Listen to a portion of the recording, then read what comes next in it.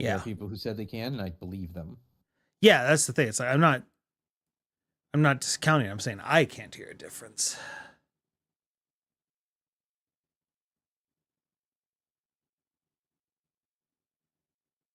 Okay, we are now live. Live from New York, it's Splicer Day night. Like how you pulled the ripcord on that.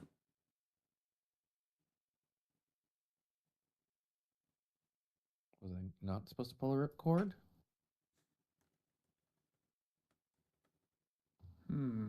Is it just me, or are you guys really quiet? You're really quiet. I am? I don't know. I'm just yelling things. Everyone is being aggressive, and I want to as well. Seems fair. No, seriously, Discord's like twice the volume as YouTube is.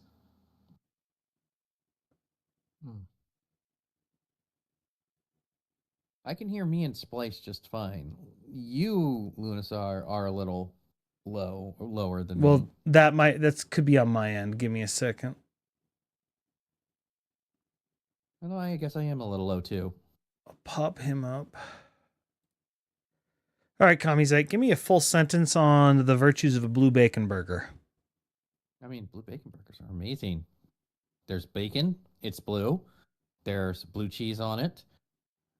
I mean, what's not to like about it? All right, there we go. I think yours is pretty balanced out. Lunasaur, why don't you give me the virtues of your favorite burger? Oh, bacon's always good in a burger. I also like to have like caramelized onions and like the lettuce. I like all the fixins in it. Like when you go to like Five Guys and ask for all the way, where they just put about everything on it. Love that. I don't trust Five Guys. Baggins, could you give us your opinion on Five Guys? Dude, you know my dark history with Five Guys. Yes, I do. Oh, wow. Baggins way low. I don't know what to tell you. Don't worry about it.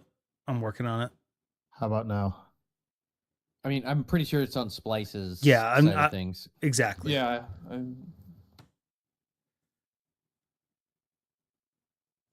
You are a perfect cinnamon roll, Baggins, and you have never done anything wrong in your life. That's what my mom says.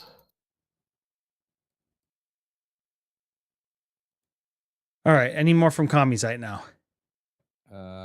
Like, you know what? What are we talking about here? I don't know. More full you know, comment. Like, what's your issue with Five Guys? I know Baggins' issue with Five Guys. So there's the, and I think mine is fair. Yes, yours is fair. There's the joke version of why I hate Five Guys, and there's the real version. The joke version is that I don't trust any food that takes Five Guys to prepare it. The real version of it is that they have a crap menu for vegetarians. Their vegetarian burger is just basically all of their veg options on a burger, just kind of loosely thrown on there. It's absolute crap. To be fair, I feel like cheese on it, and the cheese is holding all the veggies together with all the fixins. I've had that before. I feel like Five Guys isn't really catering to vegetarians. They may not, but then don't have it on your menu then. Like if you're going to have like something for, and their grilled cheese is just cheese on their bun. So I mean, like living with a vegetarian and looking for these options, like Five Guys doesn't get my dollars because they don't have really anything that she can have. And yeah, Baggins' reason's way better. I mean, probably, but like that's I am a strong proponent that I vote with my wallet. I had a heart attack at Five Guys. Oh, well, yeah, I would imagine that trumps things. Oh, is that where you were when that went down? It is indeed. I didn't know that. Okay.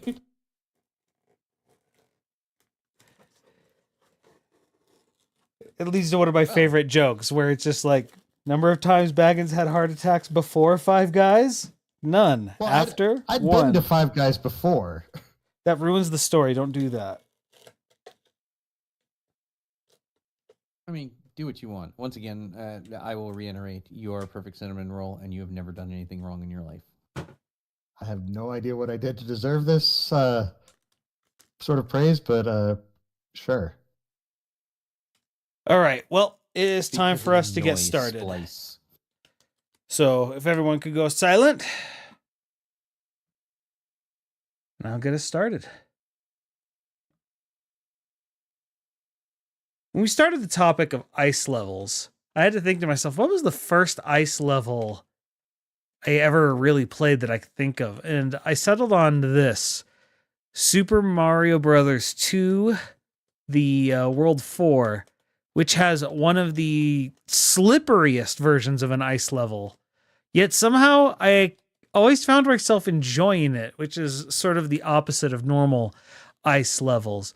This is episode 39 of I Think We Overleveled, where we are discussing snow, ice / Christmas levels. What are your opinions on World 4 of Super Mario World or Super Mario Brothers 2? I hated that world. I Slip hated and that- slide the level. My goodness. That world was my first encounter with an with an ice environment that actually had some consequences. It took me forever to figure out that it was the world and not my controller that was messing up. Well, and particularly with, and I forget what they're called, but these snow enemies that hone in on you, it made the level Flurries. a lot more frantic. Flurries. Was they're it- called flurries? Flurries, that's right. I was thinking it was Snowzer. Also, I'm insulted because that guy didn't take the rocket ship. Yeah. What a Well, monster. the other, Or, yeah. the other world rocket ship. Is it called the other side? I don't Does it know. have a name? It's, I don't know. It's other side. Upside down. Anyway, point is, I liked this level. I actually loved it too. I think partly because everyone else was frustrated with it. I'm trying to think. I don't know if I can actually remember my level of frustration with this level or not, but it definitely was hard to get used to with all the slip and sliding. Because, yeah, it is very slippery on that ice. Well, and the flurries and the shy guys that for some reason are on look like movie cameras. I don't know. Though I feel like I was less frustrated with that level than I was like the one where you had to jump on the whales. I think I died more often on that one. You mean World 4 2? Everyone Yeah. died more often on that one. But I still loved it. Yeah. No, and so this is the first one that I could think of. The other one from early in my lifetime that I remember wasn't an ice level. It was an ice game. No. Your namesake. Yeah, My yep, goodness. Exactly. I theme everything around the ice climbers, and let's just get this off right off the bat. This is a bad game. Yeah. I will not have you disparaging this game. I will disparage this game. This is the I worst. actually enjoy this game. This is the worst of token taker games, where it's designed badly on purpose to eat your tokens. It's just, I don't know. It's like the entire game is being played 3 seconds behind you. The ice climbers handle so poorly, which makes it every time I complain about it in Smash Brothers, partially I laugh because it's like, well, what are they based on? Have you considered that maybe it's just the splice climbers hate you? Oh no, because I watch world record runs of this, and even in world record runs, like this is nowhere close to an optimized game in world record runs, because it just requires so much in the way of execution. No, this is a bad. This is ice. Splice climbers should love Splice because They he should. advertises for them. I mean, they should love Splice. However, no one has ever asked if they do. Like, we don't know for sure. Like, maybe maybe they consider Splice an affront to their goals and dreams in their life. No, they just, I don't know. Especially the jumping. Something about the jumping in this is the way that the jumping is disjointed from any momentum you sort of had before you jumped. Well, and I think it comes with forward momentum even if you jump standing still, doesn't it? Yeah, it's got a weird programming to its jumping mechanics that I still don't understand. Especially when you say, "Wow, from the exact same studio that made Mario, huh?" Yeah. But I don't know. There's just something about Ice Climbers that it's also just one of the most random games where when they show up in Melee and everyone else my age was like, "What?" And I was like, "Holy crap, it's the Ice Climbers." Cuz my buddy had this he didn't have Ice Climbers. He had I think we brought this up before. He had the coolest game in existence that his father brought back from Japan called 52 Games. And what I realized when I became truly legal. Yes, when I became older, I then realized, oh, it was a pirate. Did not realize that at the time. But yeah, there were all sorts of games on that. This is probably better. I mean, like, look, it couldn't be worse than, the scam Soldier Boy was like putting out there, who was basically just getting like one of those like Korean handheld emulators, slapping his name on top of it and charging an extra $400 for it. I forgot about that. My father-in-law was asking if he should get one of those for the kids for Christmas, and I'm like, no, don't get that. My goodness. Like, you can't, but I mean, like, that's who things like that is put. It is aimed towards. It's not aimed towards you or me, who actually knows a little bit something about this. Yeah. It's aimed towards it's aimed towards, the grandparents who are gonna think, wow, that's cool. Exactly. They like video games. This is a video game. All right. Well, I've bogarted the early part. Kamizite, what did you bring to the table? I brought a lot of things to the table, but I'm gonna start off with the thing probably I enjoyed the most on the four that I put in there.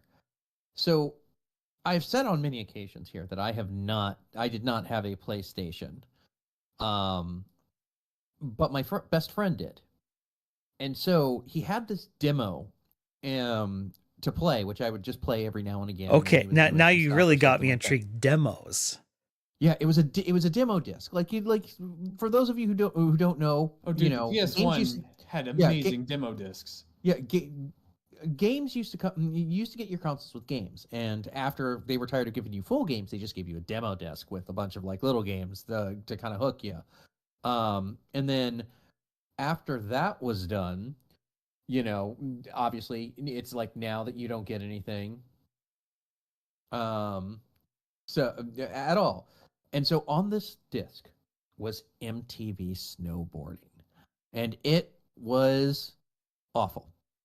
Like the controls were awful, and I was very bad at it, and it was just one of those. It was just a game, but like, even though I was bad at it, it was amazing because it had, and obviously we're not going to put it here because, copyright stuff, but it had the most amazing soundtrack. And I remember that's how I found the band Head to Head, and the song Disconnected. And I would just play it over and over again just to listen to this one track. It's very similar to Tony Hawk in that regard. Yeah, I mean, and this was maybe around the Tony Hawk craze, maybe not around the Tony Hawk craze, just around then. But and I never played the full game itself. I'm honest to God, I'm not sure if there ever was a full game. I really don't know. But going on the downhill course on the PlayStation demo was just like it was just a way like when I'd sleep over at his house, I'd usually wake up first. I'd turn the volume down, or I'd hook in my earphones. I'd turn it on and I'd play it, and I'd just sit there and I'd just like jam out while he was sleeping and just play that one game, go in the three courses that you had downwards and just failing epically at it. And I mean, like snowboarding, it gets it's. I don't know how many Christmas games we're going to come across here, but I mean, Well, this isn't a like it Christmas counts. game. It's snow and ice levels. No, true. I don't think are there any Christmas games? A few. Okay, fair enough. But I mean, like, I don't know. Did any of you guys ever play this? Like I said, the only time I ever played it was like Only snowboarding demo. game I ever really played was 1080 snowboarding. Yeah, I was going to say, 1080 I remember and 1080. SSX. I Well, and the I other- only and of remember the course, Final first level. Fantasy Really. VII. Okay, that wasn't a snowboarding game. That was a snowboarding mini but game. that was a There's a demo. difference. I gotta But yeah, find out no, if this game ever got made. That was one of my and that one just has a place in my heart because it was just like it was just like a cool thing that I did with my best friend for like years. Like we would go and we would play it. So, yeah, it was pretty fun. And again, jamming soundtrack. If you're listening to the sound of my voice, go check out the soundtrack at least because it was just. Do you want me to read the Wikipedia article for MTV Sports Snowboarding? Yes, absolutely. All right. Developed by Radical Entertainment and published by THQ for the PlayStation in 1999. MTV Sports Snowboarding is a snowboarding competition game in which players must pass the training and qualifying rounds to be able to move on to the main competition. The game received average reviews according to the review aggregation website Game Rankings. Adam Pavlaka of NextGen said, if you're tired of the Cool Border series and you're seeking a new challenge, look no further. The next great snowboarding game has arrived on PlayStation. And that is the Cool entire Borders. article. That's the other one, yeah. I like the last name Pavlaka. That's a fun last name. I don't think he's a real person. I've actually heard a few of his things. That name actually pops up fairly common. Huh. What is he, like the Skip Bayless of video games or something like that? He's just one of the journalists that makes lots of articles over the years. But yeah, so I mean, that's all. That's what I've got for that one. I don't want to do all of mine at once, but like that's the big one. The other ones, I'm sure other people will also jump on for those. All right, what was Luna? Sorry, you had one you wanted to do for snowboarding, or I mean, it's freeform. Do whatever you want. Yeah, well, I'm just thinking it's like for snowboarding. I love the Final Fantasy VII snowboarding. It's just the part where you're kind of headed to the north where it gets really snowy, and there's an in-part game where you snowboard.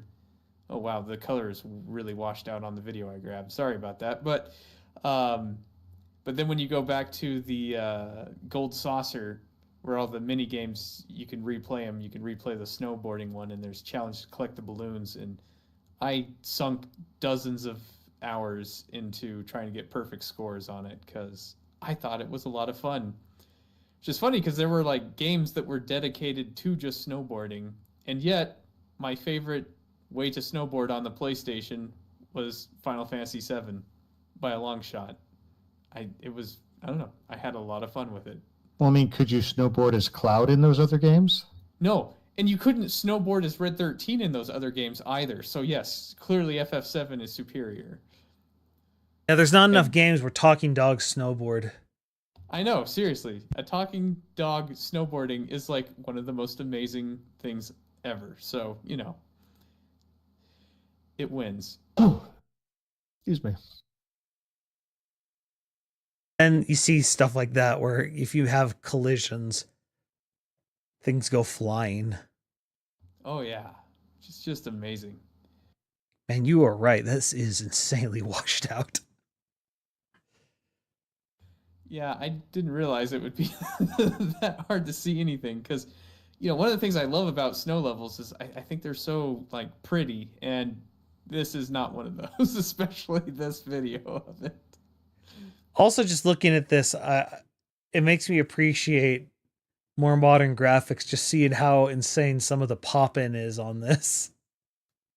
Oh yeah. Oh yeah. No, it's weird when mini games because it's sort of like that's the origin of like Sonic Spinball, where it's like, hey, everyone loved Casino Nights. Let's try and make that an entire game. Yeah, there are times where it's like, yeah, maybe that should have just stayed a mini game, but it was still all right. I mean, it absolutely should have stayed a mini game. Whatever. Final Fantasy Cool Borders. Make it happen.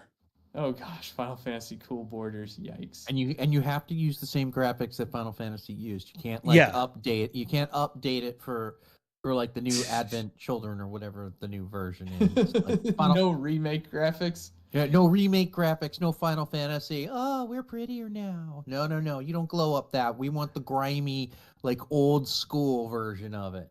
Well, if you do that, I want you to take it a step further. Go to like the future Final Fantasy games, right? You get like characters from FF10, FF12, and demake them. And demake them to PS1 graphics. Them. Yeah. Okay. Yeah. No, I'm for this. Oh yeah. Just freeze we freeze technology at PlayStation 1 graphics. It's like a very specific version of Amish. Right now, this is what your audience wants. Make it happen. Well, the people have spoken. Yes, absolutely. Baggins, was there anything you wanted to bring up? Okay, a lot of them have already been brought up. The first one that really comes to mind, I don't have a video up for it, but is the ice cave in Ocarina of Time. I'm sure we can find something for that. Yeah, that thing was atmospheric. That one was atmospheric and frustrating as all get out because the controls with Ocarina of Time and ice and slidiness just were so frustrating, and there weren't enough bottles for all the blue flames that you technically needed. So you'd have to backtrack multiple times. Yeah, there was a weird thing with the red ice and the blue fire. Let's see. Man, oh right. Dang it, beat me to it. Yeah, got it. Haha. Well, I don't know why I'm laughing, but someone wins. Well, that and the ice cavern. One thing I liked about it is it's got that classic ice puzzle where you push a block and it just slides all the way to the end. Yep. Well, and Zelda's kind of run with that in several other iterations of the series as well. Although, honestly, if we're talking Zelda, I mean, like we don't have to jump away from this game, but in my opinion, their best snow level is the one from Twilight Princess. Oh, I have it queued up. I absolutely, because that one is amazing. I don't know. Should we just go there now? Sure. Yeah, do it. I never played Twilight Princess. So Twilight Princess, which I want a remaster of Twilight Princess. That one, I've been wanting to play it for so long. Well, there was an HD version on the Wii U. It's not the same as a remaster, though. No, but and I'm not talking about on the Wii U. I'm talking about one on something that I want to play it on. Yeah, Switch, Steam Deck, but we know that's not ever going to happen. Like, don't get me wrong. I have a Wii U. It's not hooked up anymore. And you don't want to go through all of it to set it back up and stuff. That's understandable. The Wii U is still in my family one of the most sought after consoles. Though less and less so as all the games keep getting Switch remakes. But yeah, so Twilight Princess to me is still like peak Zelda, like 3D Zelda. It's still my all-time favorite 3D Zelda game. Well, and there's something And about this level in particular because yeah, and this it's level's a big part of it. yeah, it's especially because it's got a lot of really good hidden lore. Oh yeah, the Or atmosphere. yeah, maybe not hidden lore. That might not be the right word, but implied lore, I guess. Well, like a lot of people say how a lot of dungeons in games, in Zelda in particular, it just seems like this is a random dungeon. We designed it to be a dungeon for the sake of being a dungeon. And yet this level is one where people are like, this is an amazing design. This looks like a real mansion that someone would build. And they just creatively, made some places, whether they be like, oh, this door is broken so you can't go through it. Like it uses a combination of locked doors and destroyed pieces of architecture to turn it into a maze. But the fact that it actually looks like a place that was really lived in. And in here there's the Yetis that you're helping out, but it's very clear that the Yetis are not the ones who built this mansion. So it's a bit of a mystery in that hidden lore that you're talking about. Yeah, well, and then like the armor, the armored statues, they look like lizard people. Like they don't. A lot of them aren't human looking, especially the Yeah. like the guy with the ball and chain. And so you're just like, what is going on in this level? I know it's just so cool design. Like just the atmosphere, the feeling of it, and I also absolutely love getting the ball and chain. Like when I got the ball and chain in this level as the item, Oh, man, I had just so much fun when I first got it. I just couldn't help but just pull it out and put it away repeatedly over and over just to see him pull out this giant ball the size of him and shove it away magically in his tunic somewhere, and pulling it out again was just like the hammer space, the total Looney Tunes Animaniacs pulling a giant thing out of nowhere.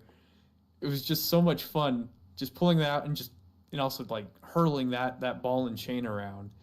My goodness. well, just the whole game kind of had it just eat the like a lot of people felt it was formulaic because it was just like you go in, you get one item, you use it to beat the boss, and you may or may not use it again later on. But I just loved it because it did fit. They did fit so well. Oh yeah.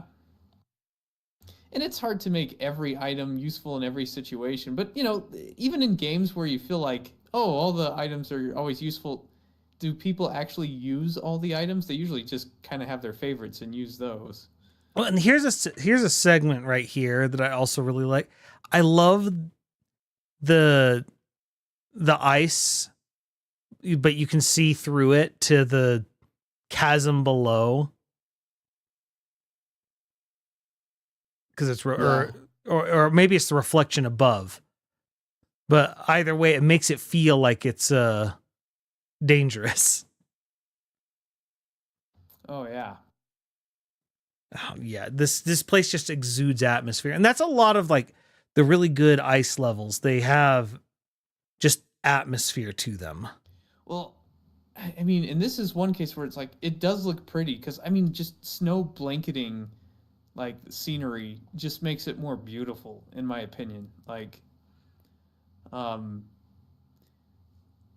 so where we went to college, that hill on the south side where there's just a pathway and trees. Yeah. Mhm. When the snow fell and that area was covered with snow, with the trees just covered in snow, like that was one of my favorite places to walk, just to see that scenery. And I love it when video games give me that feel where I'm just walking through that, freshly fallen snow. Yeah, I actually had like I remember it snowed at like 11:30 or something or midnight one year, and I called a friend of mine who was a photographer, and she and I just went out just on a photo shoot that night. It was awesome because Yeah. it was just gorgeous, and that was the area that we went to. Yeah. It's like I just take that path. Oh, gorgeous. It was one of my favorite things to do in the winter. Yeah, and this level kind of it's not the best example in video games like of super pretty snow, but this one is still pretty good, and just this mansion is just so cool in general. I forgot about the curling blocks. bounce around in this map. I mean, they're some sort of frozen enemy, but they bounce around like curling blocks or curling stones. Iron? I don't know. Curling iron? They're Oh, stone. wait, They're called that's a stones. different thing. Oh, now he's Curling just iron is very, Curling iron means something else. Yeah. very different. I loved the physics on them. Anyway, let's bring up one of the best as far as SNES era ice levels. Chill Penguin stage. First of all, to this day, I will always hear that Chill Penguin music. Oh, yeah. Well, let's be honest. Mega Man X, just about every track was an absolute banger. Amazing soundtrack. But Spark Mandrill's the best. Well, Dang, as was seen this song's in really Terminal good. Montage. Yep. Yeah. I'm a big Oh, boy! I'm a Mega Man now. But no, just I don't know. Just this just does such a good job of just taking the fact that you have the far better parallaxing effects that the SNES allowed for. It just made it feel like, yeah, you're in a nice area. Because you can just see the endless expanse of the tundra behind you. Oh, yeah. Or, the inner expanse of the ice cave you're in. Oh, speaking of, gotta get this. No, just the ice shotgun just as a name is just such a, I don't know, it's one of the better Mega Man names. Also, it's interesting because this is where you get your dash. Yeah. Which is funny because it's like you're not slipping and sliding on the ice really before then, but then they give you the item that lets you really slip and slide fast anyways. But that's more to teach you how it works. Oh, yeah. Okay. Now, I want to just talk about the atmosphere of a game. I'm going to have to skip ahead for... Oh, wait, dang it. That's the wrong button. There we go.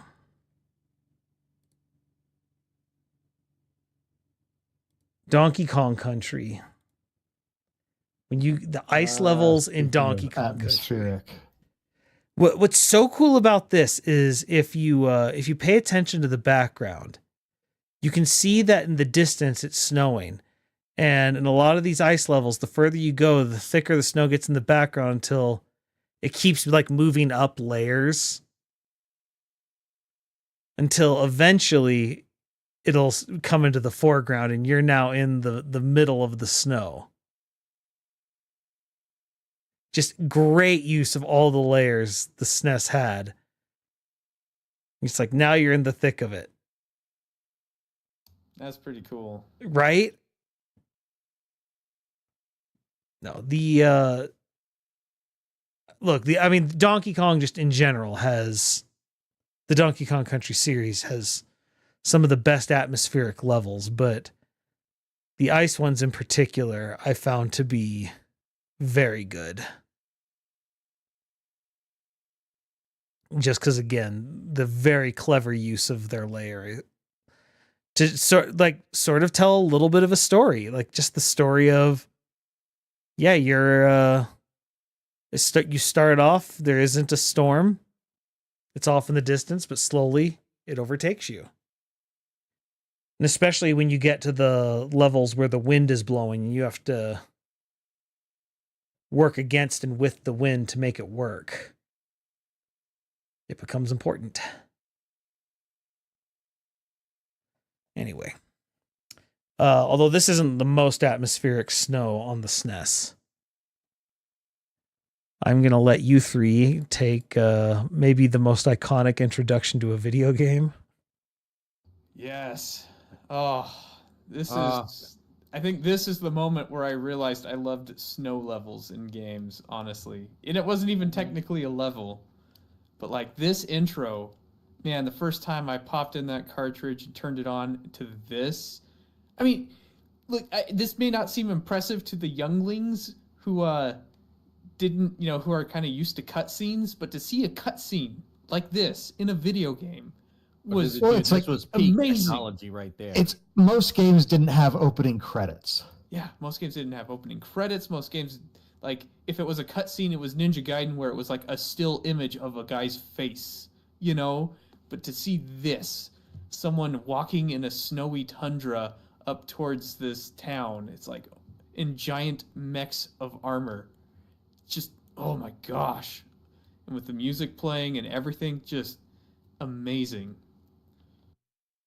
I was wondering whether I was going to bring this up and tonight, but I had a proud uncle moment involving Final Fantasy VI this weekend. Oh, Ooh.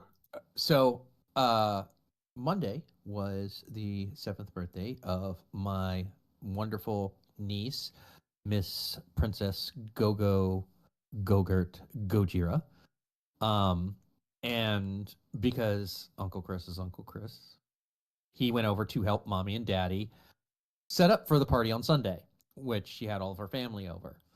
And my job was basically to watch her and her brother. And it was the original plan was okay. There's a Christmas parade over in Harahan by where the school you used to go to. Why don't we go to do that? No, I want to help you decorate. Okay, cool. Which helping me decorate was her supervising me put together a great big house that's made of cardboard that you color. And then as I was doing that, I knew her daddy was playing Final Fantasy VI because she had asked some questions about it, and so I had turned on some Final Fantasy VI music, which then turned to her pulling me onto the sofa, sitting down on my lap, and then taking my phone out of it and telling me every track, what every track went to as she pressed it, and listened to every single one of it. So, like, she knew Gal's theme. Gal's theme is her favorite theme, by the way. Oh, really? With the cello? Yeah, like she just said That was "Oh, not good, my love favorite as a kid, but it really like it's one of those just I didn't appreciate it when I was younger. Well, I mean, like, I think Gal is one of the more characters. I'm not sure if they're at the point where she's met Realm yet. So, like, maybe like the little artist comes out of her. But like, it was one of those like, oh, we're raising a little nerd. That's great. You know. Yeah, I didn't think that I could be prouder when she was younger, whenever she would come over to my place, and Uncle Kami, click clack, which is basically the I have a really nice dice tower which I got for Christmas, like from what is it, Wormwood. That I snapped together with magnets, and I'd sit there, and she'd make me parade out all of my dice, and she would one by one throw them into the dice tower, roll them, and then put them back in the bag and put them away. She had to roll every die that I owned before we were done playing Click Clack. So, but yes, this is iconic. I love this so much. This was great. Yeah, as far as Final Fantasy, like, and again, like, there's a mountain level. I wouldn't call it a winter level so much. A snow level, kind of, but like it's different in RPGs a lot of the time. But like, just seeing that by itself, iconic. Because, like you said, I don't remember seeing anything like that before. Like, I'm with Lunasar. Like, that was like, OMG. there was nothing like this before. No. This was them, because first of all, they're using mode 7 so that they can push the landscape the way they're doing it. They're using multiple layers so that they can have these mechs, and unlike a lot of games, they make sure that the mechs aren't completely synced up so that they look distinct. And then they have another layer that they're scrolling up so that they can give the effect of, oh, we're getting closer. This is a team that had fully figured out how to utilize the hardware they're working on. They understood the assignment and they delivered on every level. Every ice Literally. level. Yes, literally. As far as, but since you've brought this up, as far as the three of us who have all played this, as great as this opening is, I the only other thing I really remember about the quote unquote snow level in Final Fantasy is that's where you get a Maru. And Mog. Like, and you And Mog. I mean, yeah, I guess you get Mog there, but you get Mog and a Maru. And Locke and Terra. And Locke and Terra. Kind of, sort of. But you start off with Terra, brainwashed. Like Splice. In the snow level. In the snow level. In the But snow like level. the level You started in the snow. But the level itself just isn't impressive in and of itself. It's just that opening and who you get there. Does that mean Terra's one of the early of the memes, sad girl in the snow? I would say yes. Although would you really call her sad girl? Like, she seemed more like... No, she has definitely got some sadness in her. Oh yeah. Okay. Strong. Like when she's like, "How will I know what's right?" Like, no, she's definitely sad girl, introspective. But while we're on the topic of SquareSoft, Snow Level, Super Nintendo, let's go with their more upbeat version where you have to save Santa Claus. The Nightmare Before Christmas? Nope. Okay. This music for me is like iconic. Yeah. Not Christmas, but snow level music. Yeah. Like part of that is because I like ground levels in this area so much. Oh, I do love this area. I love the song. I love the animation here of how it's like showing the ice crystals frosted over the trees and how they have like those little sparkle animations. Like, I thought it was so pretty. I mean, I guess now you look at it, it's like, oh, it's just sprites, whatever. But I don't know. I thought it was very, very pretty looking when. But yes, the music, because it's kind of this. It's one of those songs that's able to capture like calm and sadness together in a way, because it's like this lilting kind of sad, but also very calming and kind of quiet.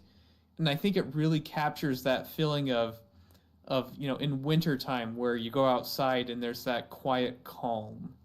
Well, especially if it's snowing heavily, because you get that moment of because the snow just sort of eats sound because it just deadens it.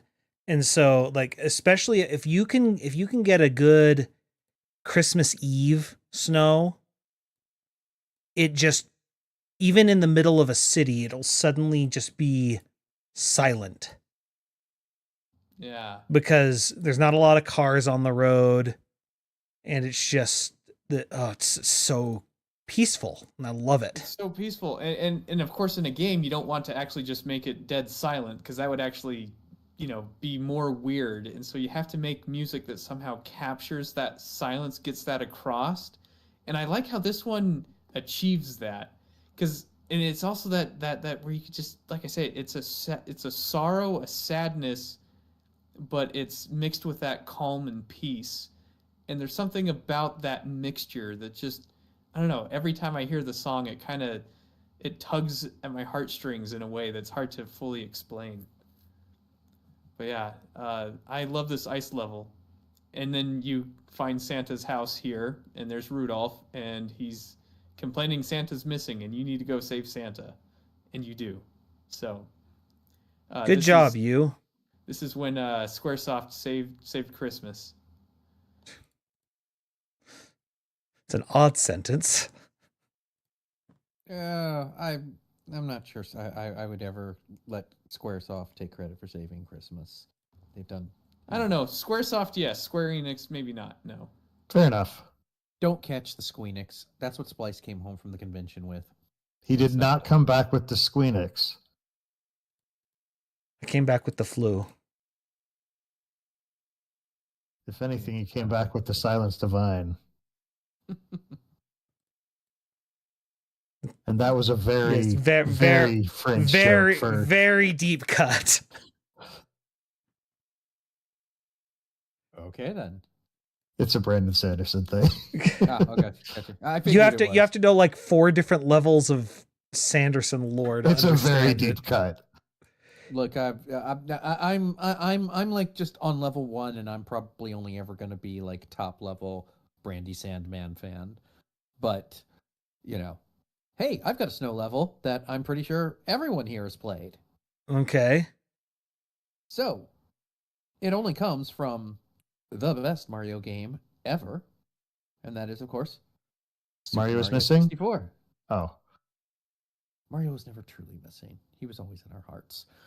But, I mean, if you played 64, and I'm sure everyone here has, there was Cold Mountain. Cool Mountain. And this was, of course, when we were going after the stars. This was the And progenitor I just of that hear star a system. baby penguin crying. A baby penguin flying, crying. Which like was all sorts of going down the mountain. Like there was a lot of sliding games that you had to go through. As you can see here, the snowmen. Like, this was fun, and this was one of those things. Like, now remind me, because I don't actually know. I can't actually remember. Did this game come separate from the N64, or was this like No, Because I don't. I think the N64 came without any games. Yeah, that's what I'm. That's what Well, I'm thinking. but most places had like bundles or in-store something like that. bundle. yeah, the in-store, well, because they had a couple of those games they could get, and so the idea, I think, was you're gonna let the local place determine what they want to kind of push, because they know their market better. Was that the original intent behind the game thing? I think that was the original marketing intent from Nintendo's side. It's just, we want to get this as cheap as possible so that people will buy it. I guess I'll allow that. But I mean, like, I remember, like, this was one of the more fun stages for me. There were some frustrating parts to it. Don't get me wrong. Oh yeah. But like, this was definitely one of the more fun stages that I can remember. And again, this was one of these things where, like, this came out, if not exactly when the N64 came out, it came out pretty close to when it came out. It was a launch I remember title. getting both for Christmas. Yeah, it was a launch title. I thought it was. And it was one of those things that showcased everything you could do off of the system. And I enjoyed it. I mean, what were all of your? No, this was one of the better levels. I mean, first of all, you have the fun that is the log flume. Yeah, well, you have that, but you also just the slide. Oh, that's what I meant by the log flume. Oh, okay. Yeah, where you're trying to fight the giant penguin to get in front of him, and it was really difficult, actually, because it's not the best controls sliding on an ice platform, and then on top of it you have the weirdness of like you discover a way to take a shortcut, and then I'm just in awe of the fact that the penguin would know you took a shortcut, because games normally didn't have that type of detection. Yeah, It's like, what do you mean, gee, this is a perfectly viable way to go. Don't argue with me, penguin. Do you know who I am? I'm a big deal. I own this game. I own you. I own this game, and I own you. You're out of order. You're out of order. You're all out of order, Mr. Snowman Head, just randomly sitting in the middle of a field, decapitated and everything. That one took me. Ice maze, though. Yikes. Ugh. The maze trying to get the star. That part was actually kind of annoying, though. But yeah, good level. Come to think of it, I don't remember the ice maze. Like, only now that I see it. Yeah, it's like I had forgotten about it. If they had more ray tracing or any ray tracing, it would would have been better, but I'm it was kind of hard to see where you were going in there without good reflections. But I'm reasonably sure that there was an editor named Ray Tracing who was on there, and it was the first actual implementation of ray tracing in a video game. You look it up; it's on the internet somewhere, I'm sure. And there's the shortcut. The entire conversation with that. It doesn't have to be real ray tracing, just reflections. But you know, they continued to work on the Mario snow levels because there was a pretty good one in Mario Odyssey. Fair. The good old Snow Kingdom. They do, and you know, I have Mario Odyssey. I think that was the last Mario game that I played. But I have to tell you, quite honestly, like this is the one that's near and dear to my heart. Odyssey or 64? 64. Yeah. I mean, obviously. That's the childhood.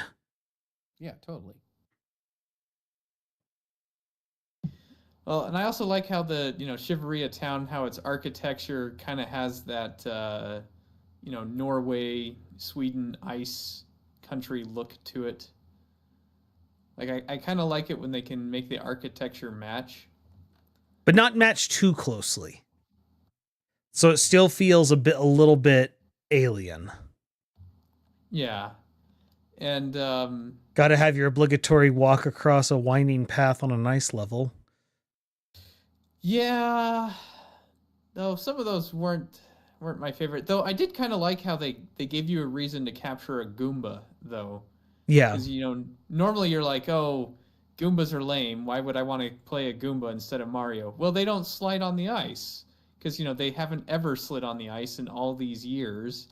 And you capture them, and sure enough, they got grip. And that's actually kind of cool that they made that a mechanic that you could use to help get through these stages to, that the difficulty is the slick ice. So I thought that was a cool touch that they added for Odyssey.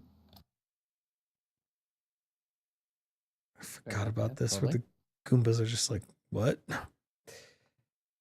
They've got grip.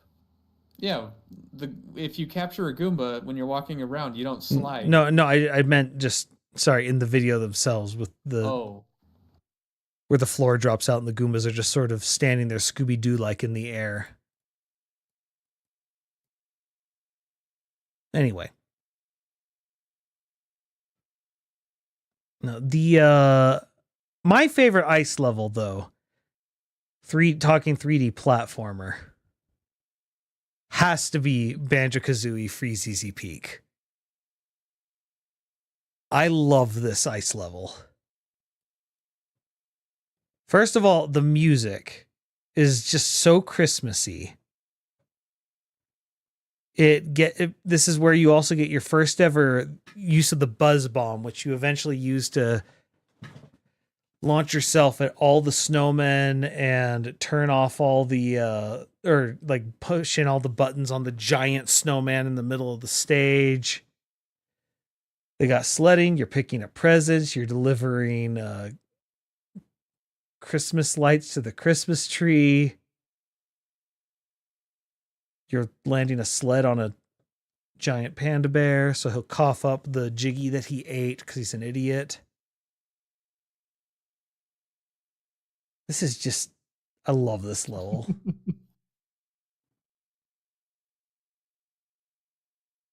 But I understand people's frustration with the snowmen and their constant throwing of the snowballs.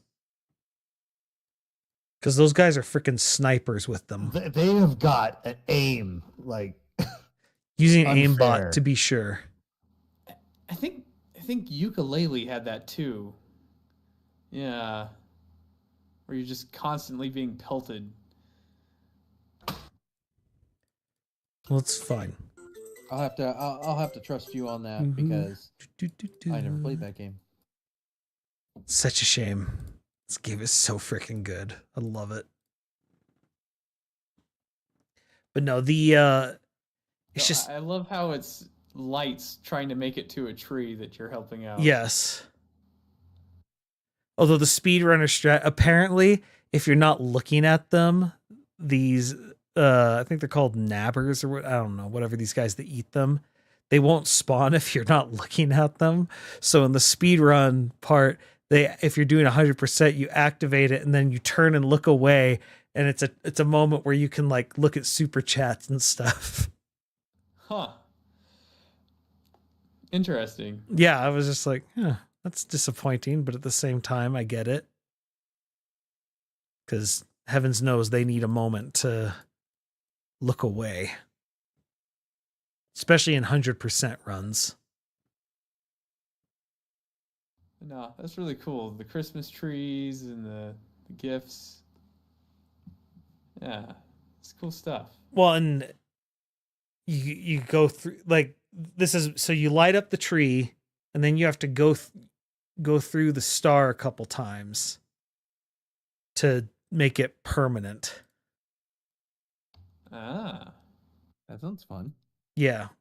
And then eventually you get the buzz bomb, which lets you just throw yourself at the problem while you're flying. And you have to hit all 3 buttons, which you're like, oh, the buttons look like targets. You have to knock out all the snowmen, which they have X's on their hats.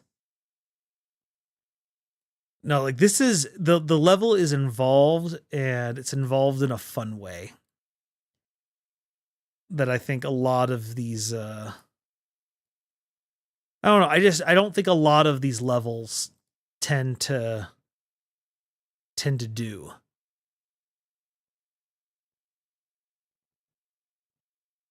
I don't know. But yeah, everyone should play it. Banjo-Kazooie is amazing. Also not sure how that tree's held up if its trunk's not attached to the rest of it. Oh, there's all sorts of stuff like that in Banjo-Kazooie, don't you worry. They and then there's a lot of TARDIS technology where things are bigger on the inside. I mean, why wouldn't there be? Like, everything should be bigger on the inside. Should be.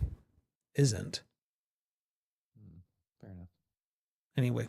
Hey, you know what we haven't talked about, which falls great in line with great ice zones? What? What's that? Hard Times? Yeah. So I'll be honest here. I've played Sonic games. None of the ice ones. This was just the only one I could find. But immediately when Splice said, "Hey, we're going to talk about snow stuff," it's like, oh, a Sonic game. That sounds correct. Yep. Although, ironically, now, it looks like I might have just gotten the music as opposed to the actual. Looks like you did just get the music. Oh, well. That's unfortunate. Well, we'll find it. Anyway. But, I mean, Sonic's the whole thing is you got to go fast. And so, like, an ice level on it, of course, is just, like, tailor-made for it.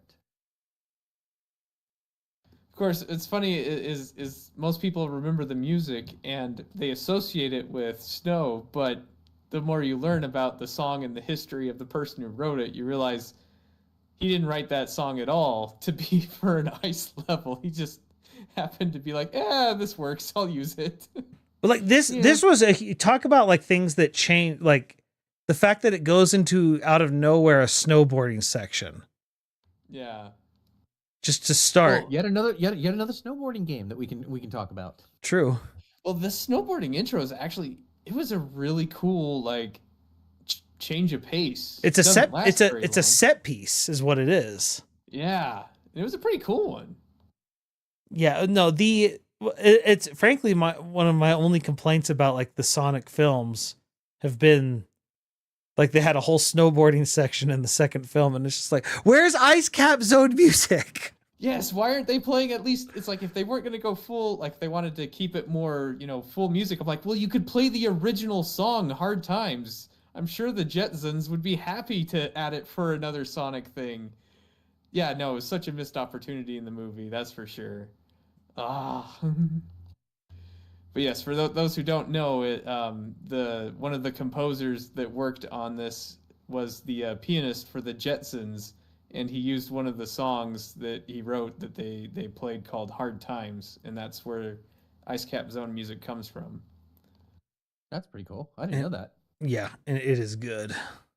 It's a good song, both in 16-bit and with and with lyrics and guitars. It's good And it's too. so different from a lot of the other Ice themes we've been talking about that are really good.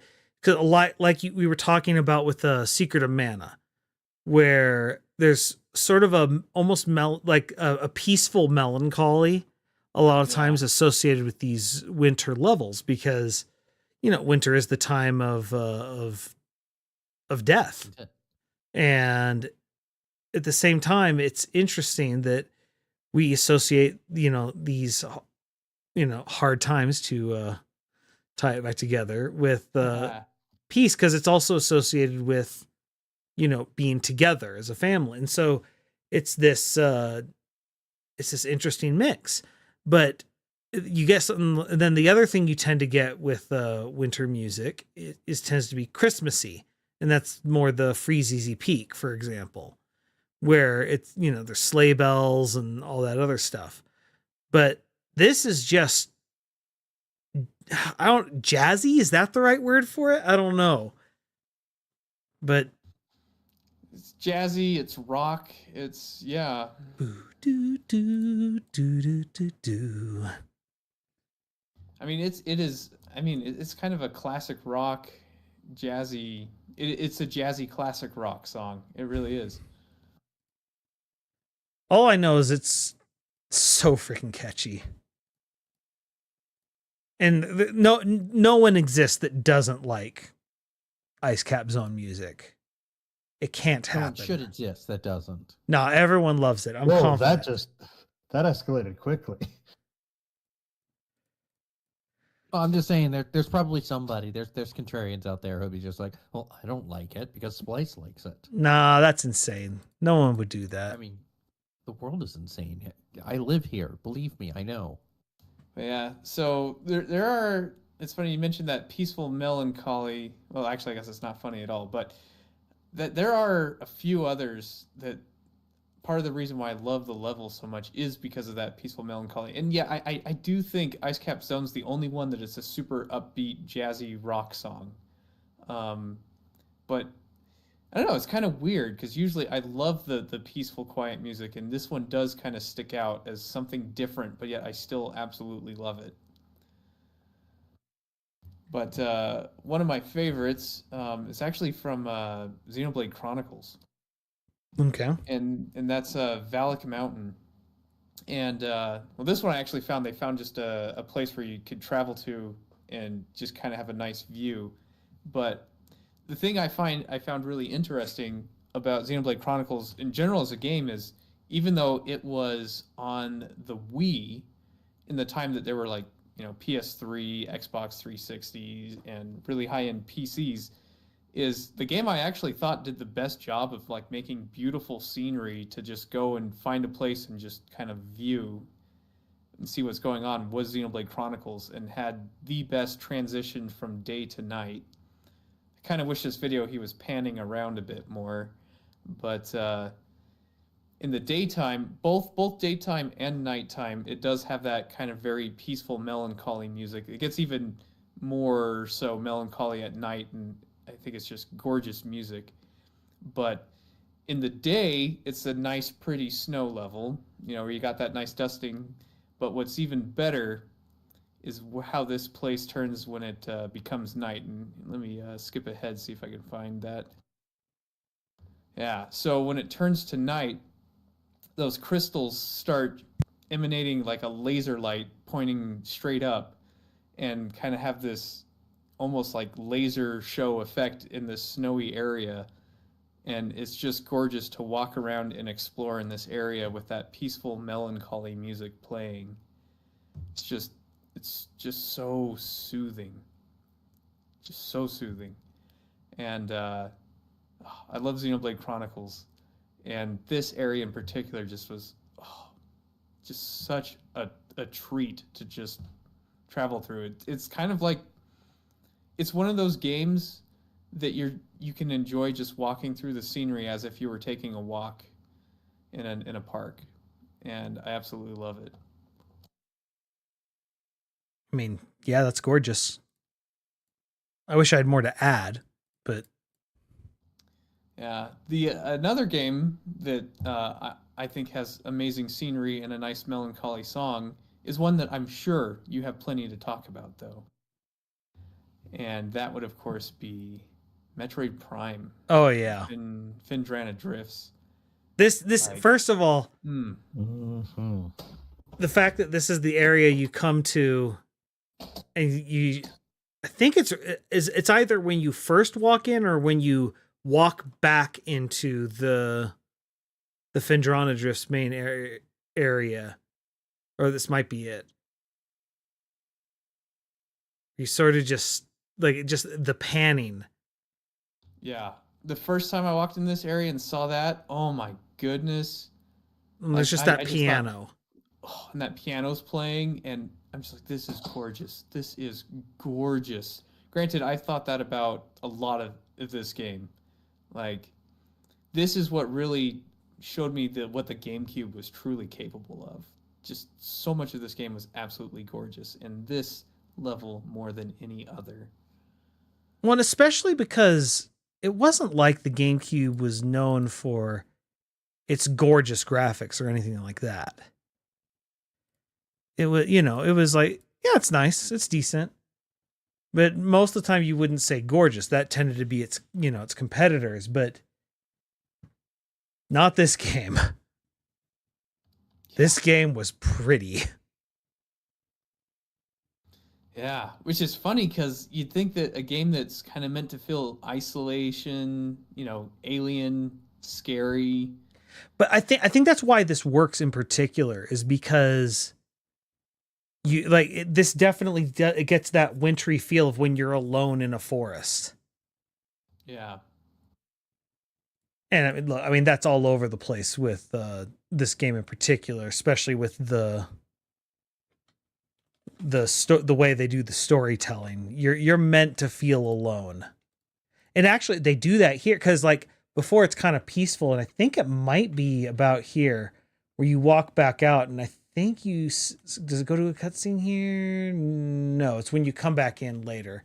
And you just see the shadow of Ridley.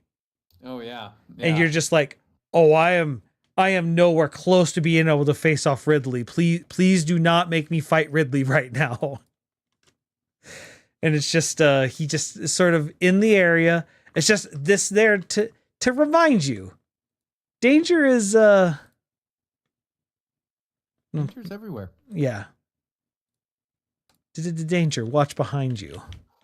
But there's a stranger out to find you. Mm-hmm. What to do? I don't know. Grab onto some DuckTales. I suppose we can drive into some DuckTales. Was there a snow level to DuckTales the game? Yes, there Yes, was. there definitely was. The there Himalayas. You couldn't use your pogo stick in the snow. Okay. Yep. And that made it a hard level. No bouncing. Mm-hmm. Do not bounce. Because like you get stuck in the snow and it'd take like a second to get out. So like it was a real disadvantage. Is that right? I think that's right. Yep. Yeah, that sounds right. And so you had to bounce on your enemies to get around. No, the DuckTales. I mean, everything in DuckTales had banger music, but I loved the Himalayas music. Oh yeah, it was based off of the episode of the cartoon where they found Bigfoot. That's right. Yep. But no, see, there was another one that was on here that I wanted to be sure we went over. Where was that?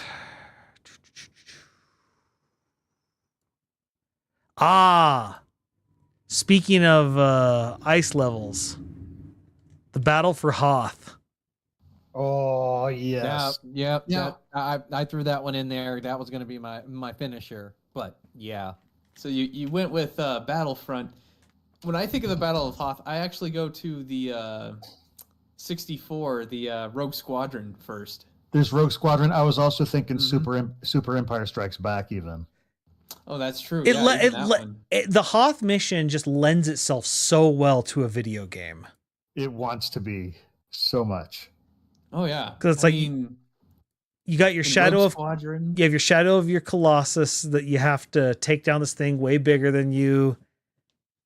It's just so good. Because yeah, in Battlefront it gives you stuff to do on foot, but yeah, Rogue Squadron you're just in the sky and you have to. And the fact that it's not just fly towards it and shoot it. No, no, no, no. You have to get the cable around its legs and wrap it around and fly in a way that you don't have to do for any other enemy. That makes it so interesting. Yeah. But yeah, I've never played the Battlefront version, but I loved it playing this level on Rogue Squadron. The Battlefront version again, and this is like a me thing more than it is a everyone else thing. Like we had Battlefront on my Xbox, and we just get together and that's what we play. We'd Battlefront and we'd play as each other or with each other. I guess and that was a particularly memorable one because screw the cold. And But, the Empire. And the Empire, but it garners a like you said, like Hoth is an iconic setting no matter where it is. So, Well, it's always on Hoth. It's a place. well, like in whatever. Fair point. Fair point. You're not wrong, Baggins. I feel like that's like a conversation I saw on one of those British shows. It's like where they were arguing about boxers and the boxer pose with the fists up, facing palm up, and they were using Sherlock Holmes. It's like, yeah, that's the way Sherlock Holmes would do it. It's like, wait a minute, he wasn't a real person. What are you talking about? Don't focus. Which means on he that. can't be wrong. Fair, totally. And Baggins is pointing out all the good things here. It's what I do. I forget. Is there a snow level on Star Fox 64? I don't recall one, but I can't remember. I feel like there probably is, but I am pulling a blank. Which, Like, I want to say yes, but like again, like it's like yeah, I would be lying if I said that like I can tell you for sure that there was one. Okay. It's definitely water. There's a couple of water levels. That's true. I mean, there's the submarine levels, so. yeah, But okay, there's one. This is definitely not a snow level, but I think Looney will understand what I'm talking about when I speak specifics. It's if I'm remembering right, it's FF4, the Tower of the Tower of Zot. okay. What? So there's no snow about it, but there is an area of it that is all ice enemies, and when you go in, they're really tough and kind of scary. And then suddenly equipment. Yeah. Well, that's the thing, and then suddenly you pick up the flame gear and you feel like a god because they're weak to it, and you're just like they've been hard to damage, and then suddenly you're just like doing thousands of damage on them. Yeah, the ice hounds in particular, if I remember correctly. There's just something satisfying about it. It's like it's not a snow area or a snow level, but there are definitely ice enemies all around. Yeah, certainly an area where they rewarded you for exploring a bit around to collect the treasure. Mm-hmm. Yep, not familiar at all. Though the Tower of Zot, that's just an iconic level because it's probably the most brutal dungeon in that whole game, honestly. It's iconic enough that they actually made a level of it in FF14, if I'm remembering right. I think I saw something. There's a Tower of Zot dungeon. Yeah. You even fight the Mega Sisters in it. Well, and it's got one of the best payoffs because that's the quest to rescue Rosa. So getting cozy. Yeah. Yeah, I have no clue what you guys are talking about. Though, if you want to talk about real places, I think we have to mention Horizon Zero Dawn and the Frozen Wilds. Okay, that's fair. Oh man, the ice levels in that area and the fight against is it the Thunderbird or what kind of? Oh, I don't remember. There's one of the bird robots. It's just epic fight. It's a giant eagle, and it is just nasty. And so it's just you're running around, diving through the snow. It's coming down, taking you out, and it's just like snow drifts all over the place. Really cool fight. Really cool fight. Yeah. And I think the second game has a similar one, but you're up against a mastodon. Well, yeah. And then there's the bear fight as well. This There's is some not- really good fights in the snow in the Horizon games. Yeah. So what I think is cool about this particular one is this area, which is it's a DLC area, Mhm. but it's basically Yellowstone National Park up in Wyoming, and so It's really s- interesting the way that this game maps to real life locations. yeah, it's kind of it spans what Colorado, Utah, Wyoming. That's the main places. It's the I mountain think there's range. a little bit of Nevada, isn't there? Is there some Nevada? I, in there? I could be wrong, but I feel It's the like mountain I feel like states. there is. Maybe that's It not until really the second shrinks game. down this area, which I will admit, because being the mountain states is, kind of a part of the U.S. I'm very familiar with. That this game holds a special place in my heart for that reason, even though it's a lot smaller in game than I remember it. Yeah, I remember coming across the ruins of the Air Force Academy and thinking, okay, this is cool. Yeah, the Air Force Academy, the Denver Stadium, and Yellowstone, and here in the DLC, I think even Old Faithful, you could find Old Faithful there in game. So I don't know, it's just kind of cool how it maps to actual locations. I think Bryce Canyon is also a location you come across. But yeah, it's very cool the way that they bring up these real life locations, but they're all weathered and I mean it's thousands of years in the future, so Yeah, I just like that they had Yosemite here. See if we can get to where they're actually closer to the geysers.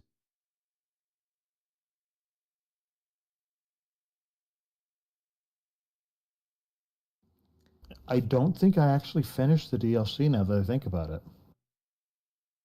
How Oh, dare yeah? you? I still haven't played the new game, just the original. I got about 2/3 of the way through it and then got distracted by a different game. Well, this was one that I was only willing to buy it for $20. So I got the original game on a Black Friday deal for $20, and then I got the complete edition with the DLC on disc for $20 the next Black Friday the next year. So it's kind of I rebought the base game because it was cheaper to do so that way. And it was a physical copy of the DLC. So. Well, and that's sort of the Horizon Zero Dawn storyline, where the game releases around the same time as something else that's way bigger. Yeah, and so the new Yep. one though hasn't gotten to a $20 sale, so I still haven't gotten the new one. So that's the way it is. Fair enough. Absolutely. But yeah. All right. Well, we've been going for over an hour, so let's see. Let's wrap up with one more apiece. I am going to pull up another one that I was obsessed with, but let's see. The Ice World in Mario 3, World 6. I don't know. Well, actually, I know 100% why I was obsessed with World 6. And it was 100% because it was the only spot that had the hammer suit. Ah, the hammer suit. Which I'm Love the hammer suit. still very disappointed was never added to Mario Maker. Doesn't make any sense to me why it's not in Mario Maker. In Mario, which Mario or any other Mario? Mario Maker. Oh, Mario Maker. Yeah. Like it not being in another Mario games, okay, yeah, that happens. But Mario Maker, come on. We have the freaking Super Ball from the Game Boy. That's a good point. Honestly, until Mario Maker, I didn't even know the Super Ball was different than a fireball. Oh yeah, it's different. But it's just I don't know. I loved the, and again, it's like, is this a slippery level? It is. I don't know why. That doesn't seem to bother me. And I love this level. And it makes me like, I much prefer speed runs that are like 100% ones because of this level. What's weird is there's now apparently a Mario 3 speedrun strat that involves you going to it to get the hammer suit. Sounds cool. Because there are some areas that can go quicker if you have it. Which, I don't know, the arcane world of speedrunning, but although this is the toughest Spike fight. Dealing with him on ice is not fun. Yeah. Anyway. All right. Do you guys have any more you want to talk about? Yeah, I think I got to everything I put in there. Yeah, I got a couple I could go to. But I'll just stick with one. I added one too. All right. So, Sniffleheim in Dragon Quest XI. Did you just say Sniffleheim? Yes, it's called Sniffleheim. Okay. I mean, I see what they're going for. Yeah, and so it's a snowy area, and it's a country that, and it shows him the first place they're going to go is to the Viking caves. So there's the Viking hideout. So there's the country of Sniffleheim, and if you take your ship and kind of go up the shore a little bit, you can find the Viking hideout, and everything about the architecture in this place is totally, Norway, Sweden, just that whole Norse area.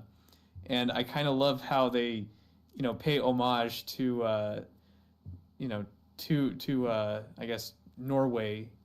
I mean, Dragon Quest does this a lot where they have different areas and regions of their map referring to, being a reference to a real world country. And I like in this one, it was almost kind of educational because in the city of Sniffleheim, it's always snowing, and if you read the books, it talks about how their architecture is affected by that. So this has all the architecture in all the game, it has the highest steepled roofs, and as you read the books in the library, it talks about how they purposely made the roofs very steepled so the snow would fall off of them to prevent the roofs from caving in, which is the reason why the architecture from that area of the world has steeper roofs than most other cultures, is for that exact reason. And the fact Makes sense. They even teach that to you through this game. So it's kind of like, even though it's a fictional location, you learn a little bit of real world culture through it because they're referencing it, and even kind of discuss it as you just kind of look at the flavor text around the area. And I thought that was a cool touch. That is a cool touch. See if I could find the town. Oh yeah, there in the background you could kind of see the architecture that is very much a nod to Norway. All right. What was the one you added, Baggins? I think I caught him when he stood up for 2 seconds. You did. He heard my feet running across the floor as I. No, I added one from Jak and Daxter, the Precursor Legacy. So there it is. The Jak series is one of my absolute favorite series of all time. It's just a great platformer series. And in the first game, there's an area called Snowy Mountain. One of the things that I like about it is that this is definitely the snow level, the ice level, but the mountain, because like most mountain levels tend to be a snowy level.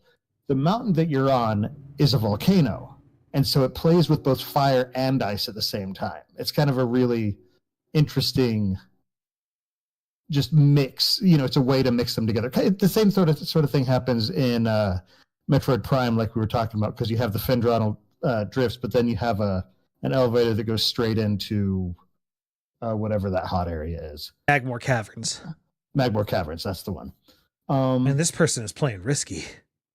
Oh, yeah. Well, you kind of, that's kind of how Jack and Daxter goes, actually. There's all sorts of jumping around and spinny jumps. But the thing that was really cool, and I don't remember where it is in the video, so I'm not sure where to find it, but there are certain areas where you're running around and you're slipping on the ice like typical. But if you do his spin attack, suddenly, rather than slipping around, he starts ice skating, and it's a momentum game. And so like you can move and you can steer, but like rather than trying to steer with extra momentum on a slidey, slick surface, it suddenly turns into you kind of have to steer like you're driving a car, where you turn left and you arc rather than turn. Okay. Which it's a really interesting setup. I really like the way they handled it. But yeah, so have any of y'all played Jack and Daxter? Can't say that I have. I have, but not the first one, not all the way through. I'm pretty sure it was your copy that I played on, and there was one jump towards the end that I couldn't make, that I kept dying, and I eventually had to return the game before I finished that jump in that last level. Yeah, I've 100%ed this game multiple times just because it's so fun, in my opinion. I love platform games, and this is one that when you all three of the games in this series, when you play it, it feels like it was designed by people who enjoy playing games rather than just a game designer. It's someone who's like, this is a game I want to play. In my opinion, like this was kind of a golden age for Naughty Dog to me. This one and then the Nathan Drake era, those were my two favorite eras for Naughty Dog. I've lost a lot of interest in them lately, but their early stuff like this was just so much fun. Yeah, well, I'm sure also some of their antics have also killed the shine on them too. Well, like with any studio that's been around this long, there's no way that they're the same studio. Exactly. It's a completely different set. Most of the people who made the games that I've mentioned aren't even there anymore. So yeah, it's the ship of Theseus issue. Yeah. And so it's why anytime there's like from the studio that brought you, and it's like, yeah, not but the makers of though. That's the thing. There's a difference between from the makers of and from the studio that brought you. Yeah, it's like one's like the studio brought you. I'm like, well, that just means it's the money earned from the game you like was used to make this one. It doesn't mean anything else. Or someone bought the game that you liked. Or someone bought the game that you like. Yeah, that's true. Well, it'd be like Warner Brothers putting it like from the studio that brought you The Wizard of Oz, and it's like not untrue, but I am immediately suspect as to what actually I believe that was MGM. Oh. It's like I don't think anyone's still alive from that area, let alone working there. Yeah, so it's just like it's not an untrue statement. It's just not useful statement. There was actually a news story, I'm not sure how many years back, but when the last Munchkin passed away, it was this, that's the end of an era. I didn't realize we were, keeping track of it in terms of Munchkins, but not a... I mean, I don't know that we were keeping track of it, but there's a record, and so somebody can find it and be like, oh, hey, look at this. Well, in video games, it's now starting to reach that era too. Yeah. Now, because like just like yesterday, I heard the news that one of the head guys of Nihon Falcom passed away, and it's like, oh, ouch, man, another industry titan gone. It's like, the guy who was behind like the East games. It's like, man. Wow. Like so many of the titans are just, they're old now. Well, and you see these people who, they designed so much of our childhood. I mean, Nobuo Uematsu is in not full retirement, but mostly retirement. Oh yeah. He said like, no, it's like, I'll help out every now and then, but I'm not doing the full soundtrack anymore. Yeah. Like, yeah. Okay. And it's just like, you know what? I think you've earned a rest. He panicked a lot of people with that too. Oh, I know. No, he's not Well- doing soundtracks anymore. It's like, whoa, Well, okay, slow your roll, everyone. Well, and the funny thing is, he'd made that same announcement before, and people knew about it. And so when he kind of reiterated it, suddenly people was like, "Oh, this means he's fully." It's like, no, he's just saying the same thing he said a year ago. Stop panicking, guys. What I think I'm hearing is panic. No. All right. Well, let's get this wrapped up. Commuzite, when you're not panicking, what are you doing? I'm usually panicking, but I am also checking out my fantastic partner Karina J's story, Entangled Enemies, which you can find on Tapas. It has made the top 25, and right now is in the middle of judging for possible top 5, which comes with a cash prize. So, thank you to everyone who voted for her, and go check out her story and keep supporting her. Yeah, that's all I got. I voted. Baggins.